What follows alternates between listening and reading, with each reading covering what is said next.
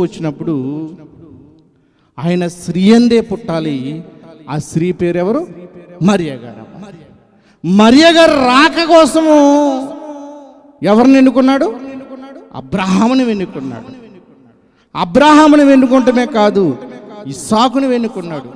ఇస్సాకుని ఎన్నుకుంటమే కాదు, యాకోబుని ఎన్నుకున్నాడు. యాకోబుని ఎన్నుకుంటమే కాదు, 4వ వ్యక్తి అయిన యోధాని ఎన్నుకున్నాడు. యోధాని ఎన్నుకుంటమే కాదు, అక్కడ ఆటంకం జరుగుతుంది. మీరు చదివితే ఎందుకు యోధా అనే సింహం రాకోకుండా, యోధా గోత్రములు ఆయన పుట్టకోకుండా ఆటంకం జరుగుతుంది, వైరం జరుగుతుంది. ఎక్కడి నుంచి? ఆది కాండం నుంచి మలాకి వరకు కూడా గొడవ జరుగుతుంది. ఎవరికి? దేవుడికిని అపవాదికి. మనుషులు గ్రహించాలి. గ్రహించే మనసు